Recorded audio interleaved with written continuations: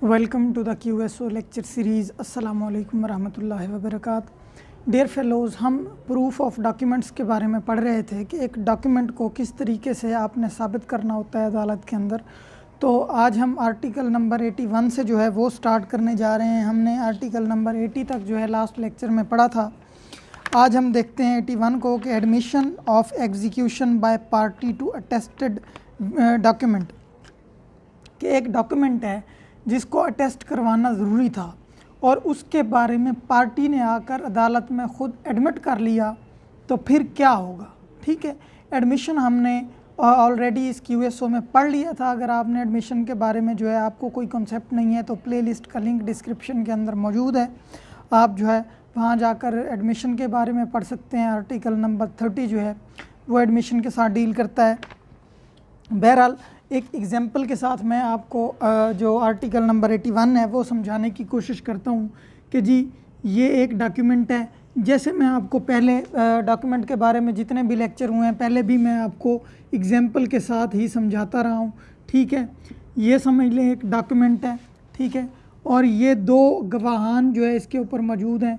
ये document A और B के दरमियान जो है वो तकमील पाया। ठीक है, अब क्वेश्चन अराइज हो जाता है कि जी ये डॉक्यूमेंट हमारे दरमियान लिखा गया था या नहीं लिखा गया था। ठीक है, ए कहता है जी हमारे दरमियान लिखा गया था, और अगर बी डिनाई करता है फिर इन गवाहान को बुलाया जाएगा। लेकिन अगर बी डिनाई नहीं करता, बी क्या कर लेता है, एडमिट कर लेता है, इकबाल कर लेता है, तस्लीम कर लेता है कि जी हमारे दरमियान ही लिखा गया था, तो आर्टिकल नंबर 81 कहता है कि फिर इन गवाहान को बुलाने की ज़रूरत नहीं है कि भाई आप आएँ और आकर शहादत दें। इसकी अब वर्डिंग देख लेते हैं, फिर क्लियर हो जाएगा further. The admission of a party to an attested document of its execution by himself shall be sufficient proof of its execution as against him. वो कहता है कि जब एक डॉक्यूमेंट है जिसका बोला गया है कि भाई इसको अटेस्ट करवाओ, जिसके अगेंस्ट ये साबित होना था, अगर वो पार्टी ख़ुद ही मान ले, ख़ुद ही एडमिट कर ले, तो फिर क्या किया जाएगा, फिर आपको उन जो गवाहान हैं उनको बुलाने की ज़रूरत नहीं है, यही सफिशेंट है। Though it be a document required by law to be attested, ख्वाह वो जो है रिक्वायर्ड बाय लॉ था कि भाई इसको अटेस्टेड करवाना लाजिम है। ये हो गया जनाब आर्टिकल नंबर 81 सिंपली ये कहता है कि अगर पार्टीज़ के दरमियान जो फरीकैन हैं उनके दरमियान एक चीज़ सेटल हो जाए, उसके ऊपर कोई सवालिया निशान ना हो, तो फिर गवाहान को बुलाने की ज़रूरत नहीं है। ठीक है, आर्टिकल नंबर 81 हमें बेसिकली ये बताता है कि भाई गवाहान कब हम बुलाएंगे, यानी उनकी ज़रूरत कब पड़ती है। ठीक है, अब आ जाए जी आर्टिकल नंबर 82 के ऊपर। वो कहते हैं proof when attesting witnesses denies the execution, कि एक जो है डॉक्यूमेंट है जिसके बारे में कहा गया था कि भाई इसको अटेस्ट करवाओ, अटेस्ट करवा दिया गया। अब ये पार्टी भी मानने को तैयार नहीं है और ये जो गवाहान हैं ये भी कहते हैं यार हमें तो याद नहीं है कि भाई ये कब लिखा गया था डॉक्यूमेंट, ठीक है, या हमारे सामने तो ये लिखा ही नहीं गया, वो डिनाई कर देते हैं। तो फिर क्या होगा, वो कहता है if the attesting witness denies or does not recollect the execution of the document, its execution may be proved by other evidence। तो उसको कैसे साबित किया जाएगा, फिर उसको सर्कमस्टेंशियल एविडेंस के ज़रिए साबित किया जाएगा। अगर ये दो गवाहान क्या कर लेते हैं, इनकार कर लेते हैं, ठीक है, डिनाई कर देते हैं, डिनाई कर देता है, तो फिर क्या होगा, फिर इस डॉक्यूमेंट को साबित किया जाएगा दूसरे किसी एविडेंस के साथ, सर्कमस्टेंशियल एविडेंस के साथ।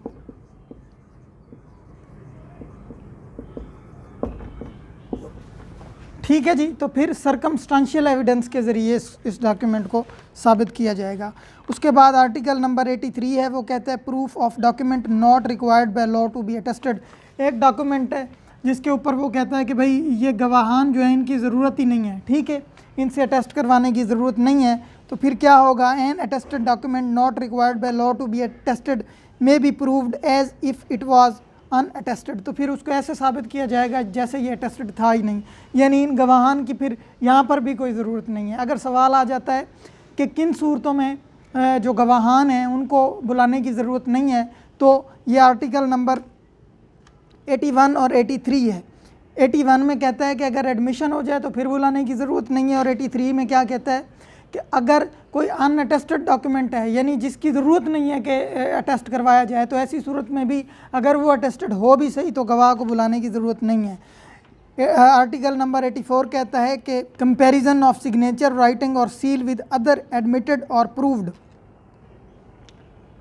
कि भाई एक डॉक्यूमेंट है जो ऑलरेडी साबित हो चुका हुआ है, ठीक है, अब एक और हैंडराइटिंग साबित करनी है या कोई और सिग्नेचर वगैरह को साबित करना है, तो फिर क्या किया जाएगा, ठीक है, फिर उनका कंपैरिजन किया जाएगा। मिसाल के तौर पर एक डॉक्यूमेंट ए है, ये अदालत में ऑलरेडी साबित हो चुका हुआ है, ठीक है, ये ऑलरेडी साबित है, और ये कहा गया है कि जी ये जैद ने लिखा है, ठीक है। अब ये डॉक्यूमेंट बी है, ठीक है, अब बी डॉक्यूमेंट के बारे में भी कहा यही जा रहा है कि ये भी जैद ने लिखा है, ठीक है। अब जैद कहता है कि जी मैंने ये लिखा नहीं है। मामला जब अदालत में आएगा इस डॉक्यूमेंट के रिगार्डिंग, तो अदालत क्या करेगी कि भाई चलो ये जो साबित हो चुका हुआ है, यानी जैद जो कह रहा है कि ये मेरा लिखा हुआ है, या अदालत ने सर्कमस्टेंशियल एविडेंस के ज़रिए इस डॉक्यूमेंट को साबित किया कि भाई वाक़तन ये एक ही है, तो फिर क्या होगा, फिर इस डॉक्यूमेंट को इसके ज़रिए कंपेयर किया जाएगा कि भाई ये हैंड राइटिंग जो है ये वाक़तन जैद की है या नहीं है, या ये जो सिग्नेचर हुए पड़े हैं यहाँ पर ये जैद के हैं या नहीं हैं। यानी अदालत क्या करेगी, एक डॉक्यूमेंट को प्रूव्ड डॉक्यूमेंट के साथ कंपेयर करके फिर जो है अपना ओपिनियन देगी। अगर अदालत को फिर भी समझ नहीं आती तो फिर आर्टिकल नंबर 59 के तहत जो है वो एक्सपर्ट ओपिनियन का कॉल किया जाएगा। जो बंदा हैंड राइटिंग एक्सपर्ट होगा वो आकर जनाब वाला अदालत में ये अपना एक्सपर्ट ओपिनियन देगा कि ये वाक़तन डॉक्यूमेंट बी जो है ये जैद ने लिखा है या नहीं लिखा, ठीक है। ये है इसकी क्लॉज 1। क्लॉज 2 कहती है द कोर्ट, अच्छा क्लॉज 1 मैंने इसलिए नहीं पढ़ी कि ये बात इतनी सी कर रही है, लेकिन ये ज़रा लंबी है तो फिर वीडियोस जो है वो पढ़ने की वजह से लंबी हो जाती हैं। क्लॉज 2 कहती है द कोर्ट में direct any person present in court to write any word और फिगर। अच्छा, अब या तो अदालत प्रूव्ड डॉक्यूमेंट के ज़रिए जो है वो कह सकती है कि भाई कंपेयर करो, या फिर अदालत ये भी कह सकती है कि भाई जैद से बोलें यहाँ पर सिग्नेचर करें, यानी जैद को हुक्म दे सकती है कि भाई ये पेज पड़ा हुआ है इसके ऊपर फिर से सिग्नेचर करो। अब अदालत ये नए सिग्नेचर और इस सिग्नेचर को कंपेयर करेगी, ठीक है। या उसे कहा जा सकता है कि जी यहाँ पर एक और तहरीर लिखो, ठीक है।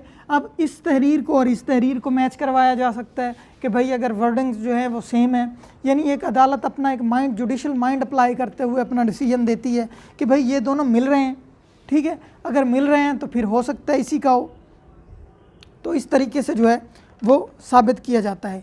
क्लॉज 3 जो है वो कहती है this article applies also with any necessary modification two finger impressions, कि जो फिंगर इम्प्रेशंस हैं उसके ऊपर भी इस आर्टिकल का इतलाक होगा, जो कि मॉडिफिकेशंस के साथ जो मॉडिफिकेशंस जो है वो सूटेबल लगें स्टेट को, ठीक है। तो ये भी हो गया जनाब वाला हमारा जो प्रूफ ऑफ डॉक्यूमेंट का चैप्टर था वो क्लोज़ हो गया आज। इसके रिगार्डिंग अगर आपका कोई क्वेश्चन है तो आप वो मुझसे पूछ सकते हैं। इंशाल्लाह नेक्स्ट लेक्चर में हम पब्लिक डॉक्यूमेंट से जो है स्टार्ट लेने जा रहे हैं कि जी पब्लिक डॉक्यूमेंट क्या होता है, प्राइवेट डॉक्यूमेंट क्या होता है, और फिर इस तरीके से जो है इनके बारे में प्रिजम्पशन क्या होती है अदालत की। तो ये चीज़ें हम इंशाल्लाह नेक्स्ट लेक्चर से जो है वो स्टार्ट करने जा रहे हैं। तब तक के लिए मुझे इजाज़त दीजिए। वमा अलैना इल्लल बलागुल मुबीन।